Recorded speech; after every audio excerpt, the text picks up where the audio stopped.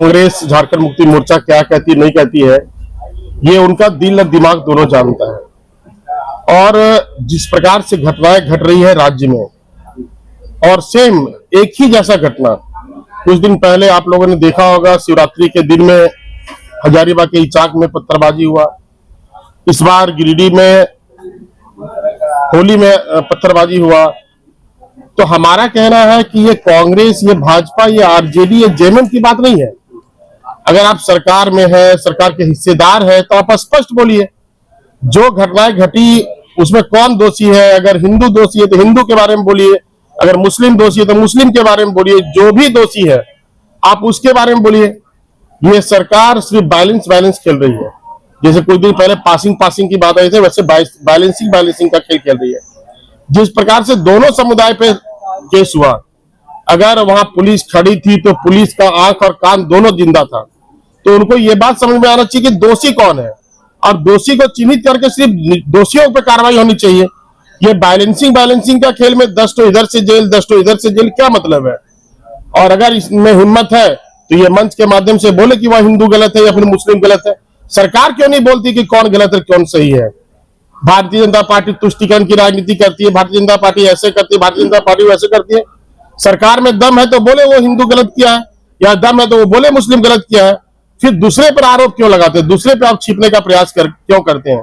ये सरकार कुल मिलाकर के कुछ विशेष जाति समुदायों का मन इतना बढ़ाना चाह रही है ताकि यहाँ पे आदिवासी हो, जनजाति हो या हिंदू हो, उसके हर एक त्योहारों पे खलल डाला जाए और इन्हें एक तरफा वोट की राजनीति प्राप्त हो, वोट की राजनीति करने में मौका मिले। सिर्फ ये सरकार यही चाहती है। सरकार तो कह रही है कि कार्रवाई करेंगे। जब दो समुदाय के बीच में झड़प होता है तो आप लोगों का इंटरेस्ट बढ़ जाता है। हमारा कहना है कि सरकार आपकी है, शासन आपकी है, फिर ये दंगा होता क्यों है, पत्थरबाजी होती क्यों है। ये सरकार कराती है, सरकार कराने का प्रयास करती है। मैं एक उदाहरण देना चाहता हूँ आपको, छोटा सा उदाहरण देना चाहता हूँ, आप प्रमाण देख लेना इसका। जब हजारीबाग के इचाक में दो समुदाय का झगड़ा हुआ, दोनों समुदाय का झगड़ा के बाद इचाक थाने में शांति समिति की बैठक हुई।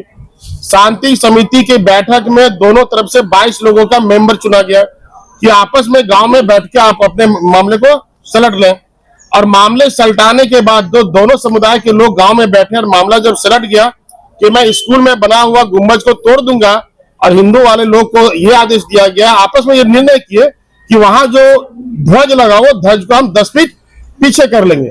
जब दोनों की आपसी सहमति बन गई, ये पब्लिक है, वहां पे कोई नेता प्रशासन के लोग वहां नहीं थे, और जब दोनों की सहमति बन गई, जब वहां पे गुम्बज हटाने के लिए जेसीबी आ गया, स्वयं लोग मुस्लिम समुदाय के लोग, मुस्लिम भाई लोग स्वयं चढ़ गए, तो फिर वहां पे जाकर के एसडीओ, जो तत्कालीन हजारीबाग के एसडीओ है, वहां पे जाकर के उसको रोकवा दिया, ये कह के कि अभी ये मामला एसडीओ के न्यायालय में चल रहा है, आप इसको तोड़ नहीं सकते। इसका क्या तात्पर्य आप बता दीजिए। सरकार मुद्दों को ज्वलंत रखना चाहती है, सरकार मुद्दों को जिंदा रखना चाहती है। सरकार ये मुद्दों को लेकर के चाहती कि हमेशा जिंदा रहे, मुद्दा कभी समाप्त नहीं हो, ताकि हम एक जाति विशेष का राजनीति करते रहे। ये एक उदाहरण आपको मैं देना चाहता हूँ। इसलिए सरकार के पास शासन है, प्रशासन है। सरकार में अगर दम है तो सरकार को इसको रोकना चाहिए था। क्यों ऐसे घटनाएं घटती है। और हमारा कहना है सिर्फ हिंदू मुस्लिम की बात मैं नहीं कर रहा हूँ, और भी राज्य में घटनाएं घट रही है। कुछ दिन पहले जो घटना घटी, उसके बाद जब सरकार शर्मसार हुई तो अमन साहू का इनकाउंटर किया गया। तो ये सरकार जब तक शर्मसार अपने आप में नहीं होती तब तक ये कोई कदम नहीं उठाती। और सरकार बोलने को बीजेपी तो आरएसएस तो फलाना तो ढेकाना करते रहती है। तो ये सरकार अपने जिम्मेवारी से पीछे हटने का काम करती है।